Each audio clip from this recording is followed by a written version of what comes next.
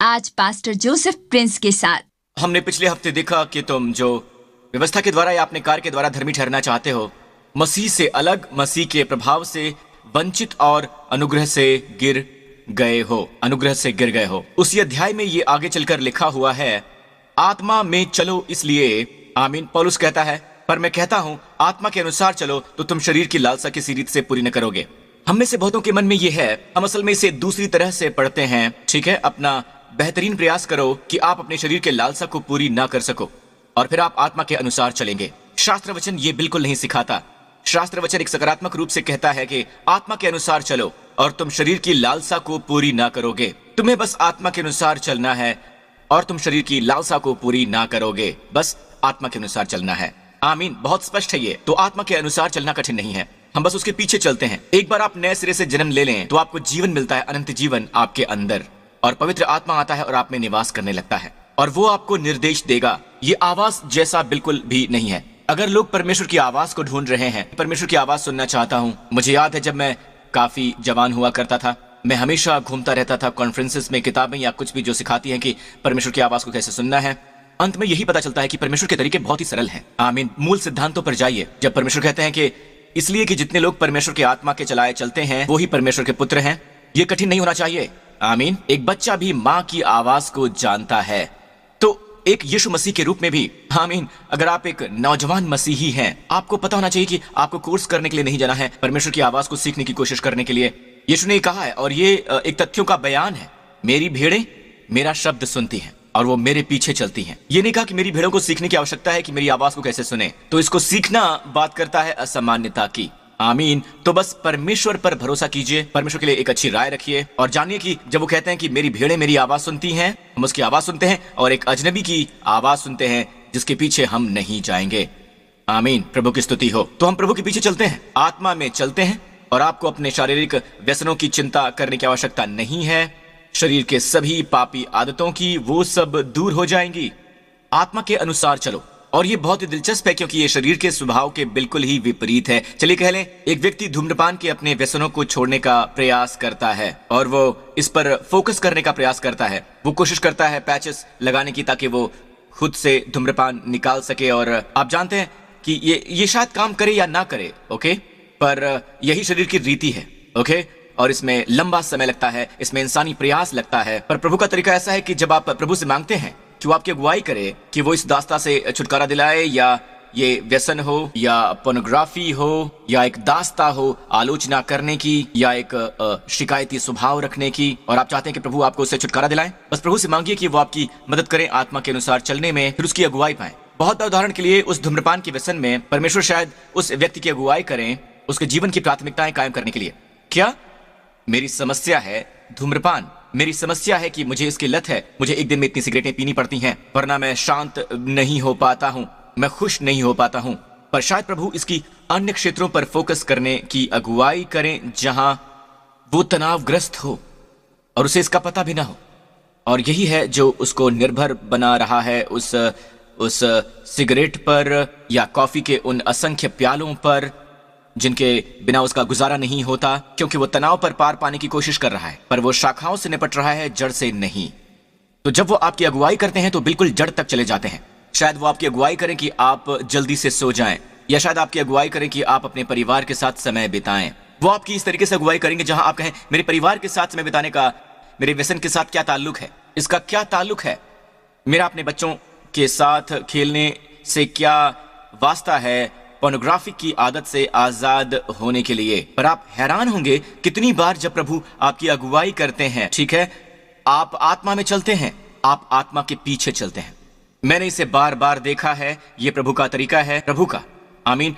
मनुष्य का तरीका होता है सीधे समस्या पर हमला करे, आमीन, शक्ति और साहस से उस पर विजय पाने की कोशिश करना, उसके विरुद्ध अपने मन को फोकस करने की कोशिश करना और पार पाने के कदम अपनाने की कोशिश करना।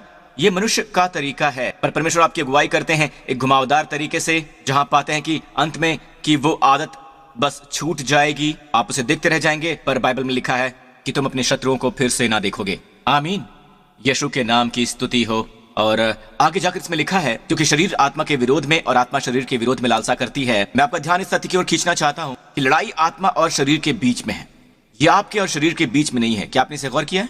यह है आत्मा शरीर के विरुद्ध लड़ती हुई और शरीर आत्मा के विरुद्ध लड़ता हुआ। ये एक दूसरे के विरोधी है, इसलिए कि जो तुम करना चाहते हो वो न कर पाओ। और अगर तुम आत्मा के चलाए चलते हो तो व्यवस्था के अधीन बिल्कुल ना रहो। और हम जानते हैं जब हम व्यवस्था के अधीन होते हैं तभी मृत्यु हम पर प्रबल होती है। जब हम व्यवस्था के अधीन होते हैं तभी बीमारी हम पर प्रबल होती है। जब हम व्यवस्था के अधीन होते हैं तभी सभी प्रकार की पापी आदतें हम पर हावी होती हैं।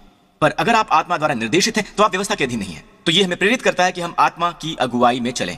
आमीन। जानते हैं बाइबल हमें बताती है कि ये संकेत कि हम नए सिरे से जन्मे हैं। आत्मा हमारी आत्मा की सर्वोत्तम गवाही है कि हम परमेश्वर की संतान हैं।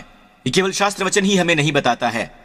हाँ, शास्त्र वचन नंबर 1 है। परमेश्वर का वचन हमेशा नंबर 1 होना चाहिए हमारे जीवन में किसी भी सत्य को स्थापित करने के लिए। आमीन। मैं कैसे जानूं कि मैं उद्धार प्राप्त हूं? अपने भावना के द्वारा नहीं, अपने जज्बातों के द्वारा नहीं, पर इस सच्चाई द्वारा कि बाइबल में लिखा है कि परमेश्वर ने जगत से ऐसा प्रेम किया कि उसने अपना इकलौता पुत्र दे दिया कि जो कोई भी इसमें विश्वास करे नाश न हो वरन अनंत जीवन पाए। मैं उस पर विश्वास करता हूं। आमीन। और मुझे अनंत जीवन मिला है। आमीन। मैंने यीशु को अपने प्रभु के रूप में स्वीकार किया है। आमीन। मेरे पास अनंत जीवन है। मैं जानता हूं कि ये मेरे पास है, पर उससे कहीं ज्यादा पवित्र आत्मा मुझ में आया है। अब इसे देखिए, रोमियो 8 में यह लिखा है, इसलिए कि जितने लोग परमेश्वर के आत्मा के चलाए चलते हैं वो ही परमेश्वर के पुत्र हैं। क्योंकि तुमको दासत्व की आत्मा नहीं मिली कि फिर भयभीत हो, परंतु लेपालकपन की आत्मा मिली है जिससे हम पुकारते हैं, हे अब्बा, हे पिता। और गौर करें इस बारे में बात करते हुए कि परमेश्वर की आत्मा द्वारा अगुवाई प्राप्त करना, यहां यह नहीं लिखा है कि परमेश्वर के पुत्रों को सीखने की आवश्यकता है कि कैसे आत्मा द्वारा अगुवाई पानी है। अब यहां पर जो पुत्र हैं वो सिद्ध पुत्र हैं, हुइयोस ग्रीक में, न कि नेपियोस यानी शिशु। जब वो व्यवस्था के अधीन थे तो वो नेपियोस थे, शिशु थे, पर जब यीशु आए वो पुत्रत्व लेकर आए। आमीन। अब बाइबल कहती है पुत्र चलाए चलते हैं। ये एक तथ्य का बयान है। आमीन। पुत्र चलाए चलते हैं। आपको अपेक्षा करने की आवश्यकता है। आमीन। जब पवित्र आत्मा आपकी अगुवाई करता है तो वो आपको पुत्रत्व की आत्मा के साथ चलाती है। कुछ इस तरह कि परमेश्वर आपके पिता हैं और आप उनके परिवार हैं, एक परिवार के रूप में, एक परिवार की भावना से। एक परिवार की भावना, एक बहुत ही जाना पहचाना अंतरंग भाव। आमीन। और ये आगे कहता है, आत्मा आप ही हमारी आत्मा के साथ गवाही देता है, हमारी आत्मा के साथ, कि हम परमेश्वर की संतान हैं। अब गवाही देना, ये शब्द यहां है सुन, जो ग्रीक में है शब्द मर्टूरियो है गवाही। जी हां, ओके। मर्टूरियो एक शब्द का मतलब है गवाही देना। इसका मतलब है कि आपने एक क्रिया की है और फिर किसी ने उसकी गवाही दी है। अदालत में गवाही देते हैं, इसका मतलब है कि आप वहां घटना की गवाही देने के लिए हैं जो घटी है, एक काम जो कि किया गया है। आप वहां उसकी गवाही देने के लिए जो हो चुका है। आमीन। इसलिए आप एक गवाह हैं। ये ऐसा नहीं जो अभी तक हुआ नहीं है, उसके लिए आपको गवाह की आवश्यकता नहीं है। दूसरे शब्दों में, हमें कुछ करने की आवश्यकता है इससे पहले कि आत्मा गवाही दे। यदि इस क्षेत्र में जो नए सिरे से जन्म लेना है, पवित्र आत्मा गवाही देता है हमारे आत्मा के साथ, और कितना हमारे जीवन के अन्य फैसलों में जो नए सिरे से जन्मे जाने से कम है। राइट। पवित्र आत्मा हमारे आत्मा के साथ गवाही देगा। किससे विवाह करना है, कौन सा करियर चुनना है। आमीन। यहां तक कि जीवन की छोटी मोटी बातें, रोजमर्रा की जीवन की बातें, पवित्र आत्मा एक एक कदम करके आपकी अगुवाई करेगा अगर आप उसके पीछे चलेंगे। अगर आप ऐसा करने के लिए उनसे अपेक्षा करते हैं, ये कठिन नहीं है। आत्मा के थोड़े से निर्देश का भी पालन कीजिए, छोटे से निर्देश का भी आज्ञा पालन सीखें। तो जब हम एक कदम उठाते हैं फिर पवित्र आत्मा गवाही देता है। अगर आप कोई कदम नहीं उठाते तो फिर गवाही देने के लिए कुछ भी नहीं है। परमेश्वर एक खड़ी गाड़ी का मार्गदर्शन नहीं करते हैं। अगर एक कार पार्क कर दी गई है, चाहे आपके पास जीपीएस हो भी, जीपीएस क्या कह सकता है? आप उसी स्थान पर हैं। 1 घंटे के बाद भी आप उसी लोकेशन पर हैं। क्या इसी तरह वो गवाही देते हैं? नहीं। जब आप गतिशील होते हैं तब वो कहता है दाएं मुड़ो, अगले मोड़ पर बाएं मुड़ो और अगले मोड़ पर सीधे जाओ, है ना? ये आपको बताता है जैसे जैसे आप आगे जाते हैं। आमीन। तो आपका अंदरूनी जीपीएस यानी पवित्र आत्मा आपके साथ गवाही देता है किसी कार्य पर आधारित। याद करें जब परमेश्वर ने शमूएल भविष्यवक्ता से कहा कि वो यिशै के घर पर जाएं, क्योंकि परमेश्वर कहते हैं कि क्योंकि मैंने उसके पुत्रों में से एक को राजा होने के लिए चुना है। अब परमेश्वर ने ये क्यों नहीं कह दिया कि शमूएल, उसका नाम है दाऊद, और वो कैसे आदमी के घर पर रहता है जिसका नाम है यिशै? परमेश्वर ने ऐसा कहा होता, पर ये उनका तरीका नहीं है। वो हमेशा एक एक कदम करके हमारी अगुवाई करते हैं। जैसे उन्होंने अब्राहम से कहा था कि उस प्रदेश में जा जो मैं तुम्हें दिखाऊंगा, कनान के देश में जा, ठीक है, जहां दूध और मधु बहता है। पर उन्होंने ऐसा नहीं कहा। उन्होंने कहा उस देश में जा जो मैं तुझे दिखाऊंगा। तो जब अब्राहम ने एक कदम उठाया तो उसे आगे का दिखाई दिया, और जब दूसरा उठाया तो आत्मा उसके साथ गवाही देता है। जब वो एक और कदम उठाता है, परमेश्वर गवाही देंगे, चाहे दर्शन द्वारा हो या सपने के द्वारा। अब्राहम के युग में वो ऐसा करेंगे। हमारे मामले में वो हमारे आत्मा के साथ गवाही देते हैं। यह सबसे अंतरंग तरीका है, स्वर्गदूतों के दर्शन से बेहतर और बाहर से। आमीन। हमारे पास अंदर ही अंदर बहुत ही कुछ अंतरंग है। प्रभु की स्तुति हो। तो जब आप क्रिया करते हैं, और यही शमूएल ने किया, ठीक है, वो यिशै के घर गया। वो जानता था कि वो उनके बेटों में से एक है, और उसके 7 बेटे थे, और उसने सभी बेटों को उसके सामने से गुजारा सिवाय दाऊद के, और वो वहां बाहर चारागाह में भेड़ों की देखभाल कर रहा था। और बाइबल कहती है कि जब पहला बेटा या सबसे बड़ा बेटा भविष्यवक्ता शमूएल के सामने आया, शमूएल जैसा भविष्यवक्ता भी जो एक अद्भुत भविष्यवक्ता है, वो उस समय इजराइल के देश का भविष्यवक्ता था, उसमें इजराइल का। वो पहले उठी की ओर देखता है और कहता है वो अवश्य ही परमेश्वर द्वारा अभिषिक्त होगा, अवश्य ही ये होगा जिसे परमेश्वर ने राजा बनाने के लिए चुना है। पर क्या वो था? नहीं, वो नहीं था। तो यहां तक कि एक भविष्यवक्ता भी गलती कर सकता है। गौर करें, उसे एक एक करके हर एक बेटे से रूबरू होना पड़ा, एक एक करके। ये नहीं है, ये नहीं है। और प्रभु ने उससे कहा ये वाला नहीं है। और तभी परमेश्वर ने भविष्यवक्ता से ये कहा। उन्होंने कहा कि मनुष्य तो बाहर का रूप देखता है, बाहर का, परंतु यहोवा की दृष्टि मन पर रहती है। और परमेश्वर ने कहा कि ये वाला नहीं, ये वाला नहीं। और अंत में किसी भी बेटे की कोई गवाही नहीं थी। और फिर उसने यिशै से पूछा, क्या तेरे इतने ही पुत्र हैं? कल्पना करें कि आप दाऊद हैं और आपका पिता ये कहता है, ओह हाँ, मेरा एक और बेटा है। कल्पना करें आप दाऊद हैं और आपने ये सुना है। आमीन। तो किसी वजह से उस पर सचमुच कृपा दृष्टि नहीं थी। और हम पाते हैं कि वो बाहर वहां चारागाह में था। जब भविष्यवक्ता घर पर था तो भविष्यवक्ता कहता है, जानते मैं बैठूंगा नहीं जब तक कि दाऊद नहीं आता है। तो वो दाऊद को अंदर लेकर आए। तो जिस पल दाऊद उसके सामने आया, प्रभु कहते हैं उठकर इसका अभिषेक कर, अभिषेक कर। आमीन। तो शमूएल जैसे भविष्यवक्ता को भी इस प्रक्रिया से गुजरना पड़ा, एक एक करके, एक एक करके, एक एक करके। और कई बार आपको अप्लाई करना पड़ता है, नौकरी के इंटरव्यू के लिए जाना पड़ता है। आमीन। तो आलसी मत बनिए। आमीन। वहां बैठे मत रहिए। मैं परमेश्वर पर विश्वास करता हूं, मैं उन पर भरोसा करता हूं, मुझ पर प्रभु का अनुग्रह है। आमीन। और मुझ पर आन पड़ेगा। नहीं, आपको इसको आजमाना होगा। आपको इंटरव्यू के लिए जाना पड़ेगा, और जब आप वहां पर जाएंगे आपको अपनी आत्मा में यह महसूस होगा। आमीन। आप ये महसूस करेंगे। आमीन। एक सबसे बड़ी बाधा जो लोगों को आती है आत्मा के पीछे चलने में, वो ये है कि उनकी एक दोषी अंतरात्मा होती है। और ये सबसे बड़ी बाधा है। नंबर 1 बाधा है दोष भावना वाली अंतरात्मा। और बाइबल कहती है कि यीशु ने उसे सुलझा लिया। इब्रानियों 10 में ये लिखा है, क्योंकि व्यवस्था जिसमें आने वाली अच्छी वस्तुओं का प्रतिबिंब है, पर उनका असली स्वरूप नहीं है, इसलिए उन एक ही प्रकार के बलिदानों के द्वारा जो प्रतिवर्ष अचूक चढ़ाए जाते रहे हैं, पास आने वालों को कदापि सिद्ध नहीं कर सकती। सिद्ध किसमें? इसमें पहले का अध्याय कहता है कि अंतरात्मा में सिद्ध। आप जानते हैं कि हम परफेक्ट बिल्कुल भी नहीं है। स्वर के स्वर हम कभी भी अपने व्यवहार द्वारा सिद्ध नहीं हो सकते हैं, राइट? पर हम अपने अंतरात्मा में सिद्ध हो सकते हैं। और अंतरात्मा में सिद्ध होना क्या है? इसका मतलब है कि पाप के प्रति कोई भी सचेतना नहीं है। एक सिद्ध बलिदान में हमारे जीवन के सारे पाप हटा दिए जाते हैं, सारे के सारे पाप। यहां इब्रानियों 10 में लिखा है कि व्यवस्था जिसमें आने वाली अच्छी वस्तुओं का प्रतिबिंब है, पर उनका असली स्वरूप नहीं, इसलिए उनका एक ही प्रकार के बलिदानों के द्वारा जो प्रति वर्ष अचूक चढ़ाए जाते हैं, पास आने वालों को कदापि सिद्ध नहीं कर सकती। नहीं तो उनका चढ़ाना बंद क्यों नहीं हो जाता? इसलिए कि जब सेवा करने वाले एक ही बार, यह शब्द एक ही बार है, हैपेक्स, जिसका मतलब है एक ही बार, हमेशा के लिए, सेवा करने वाले एक ही बार शुद्ध हो जाते, तो फिर उनका विवेक उन्हें पापी न ठहराता। अब और क्या नहीं, पाप के प्रति विवेकशीलता। किंग जेम्स में लिखा है, उनका विवेक उन्हें पापी न ठहराता। अब क्या है जो हमारे विवेक को पापी नहीं ठहराता है? यहां यह लिखा है वचन 14 में, क्योंकि उसने एक ही चढ़ावे के द्वारा उन्हें जो पवित्र किए जाते हैं सर्वदा के लिए सिद्ध कर दिया है। वो जो पवित्र किए जा रहे हैं। और ये देखिए, पवित्र आत्मा भी हमें यही गवाही देता है। यह वो क्षेत्र है जहां बहुत से लोग पवित्र आत्मा को समझ नहीं पाते हैं, और वो कहेंगे कि पवित्र आत्मा मुझे मेरे पापों के लिए दोषी ठहराता है, दोषी ठहराता है। क्या पवित्र आत्मा आपको दोषी ठहरा सकता है? हाँ, पर फोकस, मुख्य फोकस, जैसे पौलुस कहता है, मेरा मन सदा दुखी रहता है अपने भाइयों और इजराइल के लिए। मसीह में सच कहता हूं, झूठ नहीं बोलता, और मेरा विवेक भी पवित्र आत्मा में गवाही देता है। पवित्र आत्मा में, और ये नकारात्मक नहीं है, मैं झूठ नहीं बोलता, मेरा विवेक भी पवित्र आत्मा में गवाही देता है। ये कुछ सकारात्मक है। पवित्र आत्मा पौलुस को गवाही दे रहा है, ये कहते हुए कि पौलुस झूठ नहीं बोल रहा है। ऐसा नहीं कि उसने झूठ बोला। और यहां भी वही बात है, पवित्र आत्मा हमारे साथ गवाही देता है, ये कहने के बाद, और ये नई वाचा है।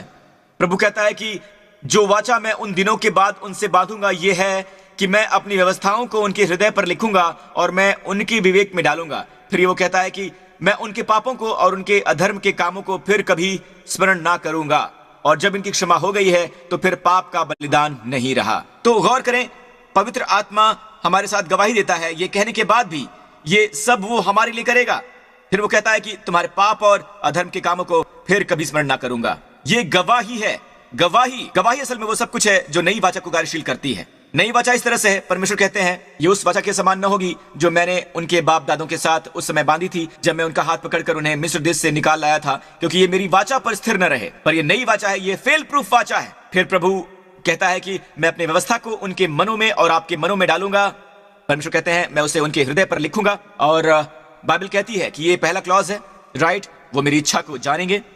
आमीन। और परमेश्वर कहते हैं और हर एक अपने देश वाले को और अपने भाई को यह शिक्षा न देगा कि तू प्रभु को पहचाने, क्योंकि छोटे से बड़े तक सब मुझे जान लेंगे, सब मुझे अंदर से जान लेंगे, छोटे से छोटे भी। मुझे खुशी है कि उसने छोटे से छोटे भी कहा।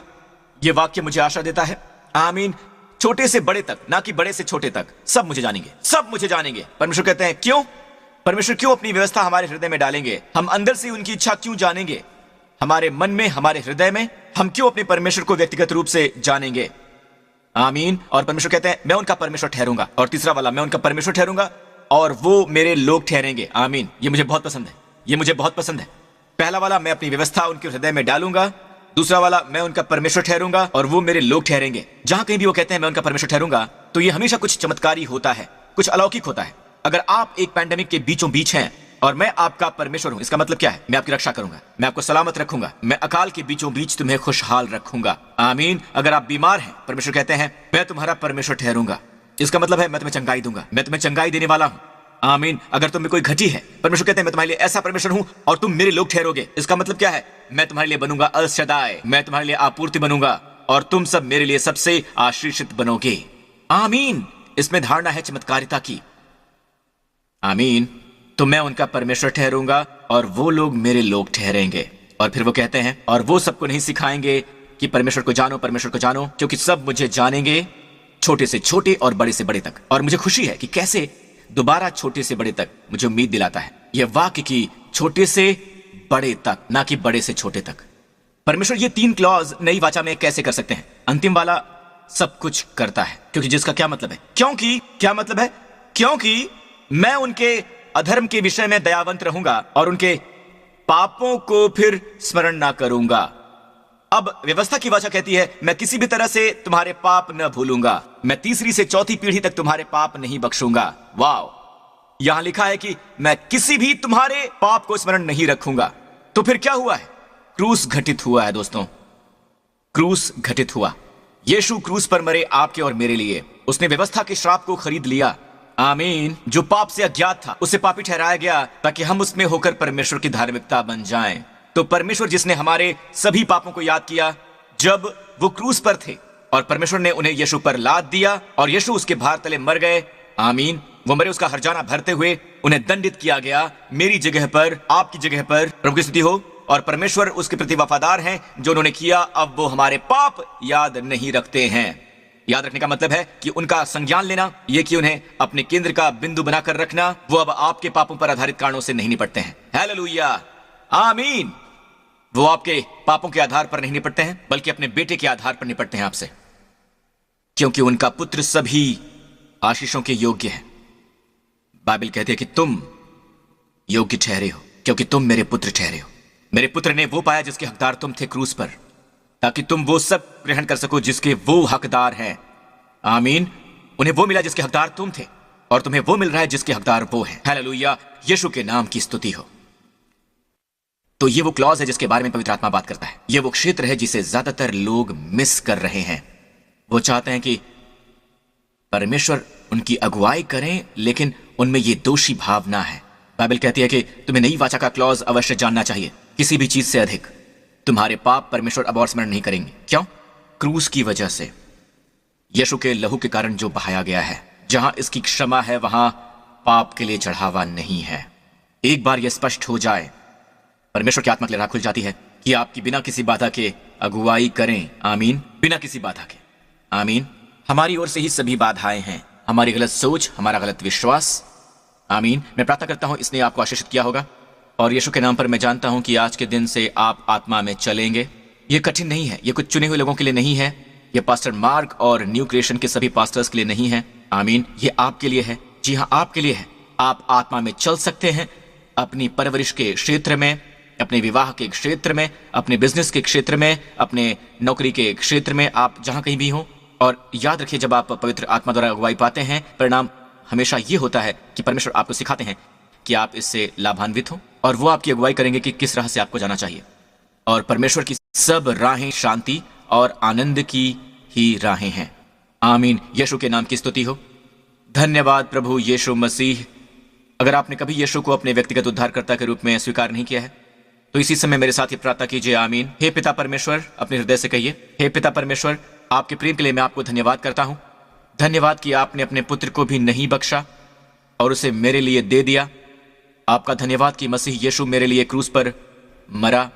मैं एक पापी हूं और मसीह पापियों के लिए मरा। मैं इसके योग्य ठहरता हूं। धन्यवाद पिता परमेश्वर कि वो सब जो यीशु ने मेरे लिए किया, मैं इसी समय उसे ग्रहण कर रहा हूं। यीशु के नाम पर मैं ग्रहण कर रहा हूं पापों की क्षमा को। मैं स्वीकार करता हूं कि यीशु मसीह मेरे प्रभु हैं, मेरे उद्धारकर्ता हैं। और मैं आपका धन्यवाद करता हूं पिता कि मैं हमेशा के लिए धर्मी ठहराया गया हूं। मैं हमेशा के लिए धर्मी हुआ हूं और मेरे सभी पाप अनंत काल के लिए हटा लिए गए हैं। ये हमेशा के लिए स्थापित हो गया है। धन्यवाद पिता परमेश्वर। अब मुझे भर दीजिए पिता, मुझे पवित्र आत्मा से भर दीजिए। प्रभु यीशु मसीह के नाम पर मैं मांगता हूं। धन्यवाद पिता। आमीन आमीन। दोस्तों, अगर आपने ये प्रार्थना की है तो आप परमेश्वर के संतान हैं। बाइबल कहती है कि आपके जीवन में पुरानी सारी बातें, आपके अंदर पुरानी सारी बातें बीत गई हैं, सभी बातें नई हो गई हैं। परमेश्वर के परिवार में आपका स्वागत है। आमीन। अपने पांव पर खड़े हो जाइए चर्च।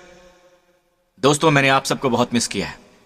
मैंने कितनी बार ये कामना किया है कि मैं कब फुल कैपेसिटी से ये जगह भर पाऊंगा, पुराने वक्तों की तरह, क्योंकि मुझे आपकी आंखों में देखना बहुत पसंद है। मैं आपसे बात करना पसंद करता हूं, मुझे ये बहुत पसंद है और इन सबको बहुत मिस करता हूं। और मेरा मानना है कि हम जल्दी ही फिर से इकट्ठे होंगे। केवल प्रभु ही ये कर सकते हैं। प्रभु की स्तुति हो। और मेरा मानना है वो ऐसा करेंगे। आमीन। और इसी बीच ऊपर देखते रहिए, आपका छुटकारा, आपका शारीरिक छुटकारा नजदीक आ रहा है। हालेलुया। वही शरीर जिसके बारे में मैंने आपको बताया, एक शरीर जो यीशु की तरह रूपांतरित हो गया, वो तेजस्वी शरीर बस आ ही रहा है। वो बहुत ही निकट है। मैं महसूस कर सकता हूं कि रैप्चर किसी भी समय हो सकता है। यीशु के नाम की स्तुति हो। पूरे स्थान पर अपने हाथ ऊपर उठाइए। इस आने वाले सप्ताह प्रभु आपको और आपके परिवार को आशीष दें और परमेश्वर आपको सलामत रखें। वो सलामत रखें आपको और आपके प्रियजनों को कोविड-19 के वायरस से, हर एक रोग से, हर एक बुराई से, हर हानि से, हर खतरे से और शैतान की पूरी ताकत से। प्रभु अपना मुखमंडल आप पर चमकाएं और आप पर अनुग्रह करें। उनकी रोशनी, उनकी महिमा की रोशनी आप पर चमकाएं इस अंधकार के बीचों बीच। इस पूरे सप्ताह दूसरों द्वारा ये रोशनी देखी जाएगी और आप अपने जीवन पर परमेश्वर की महिमा को देखेंगे। परमेश्वर अपना मुखमंडल आप पर और आपके परिवारों पर नाजिल करें और आपको और आपके प्रियजनों को अपना शालोम और शांति प्रदान करें। यीशु के नाम पर हम दोबारा जल्दी मिलेंगे।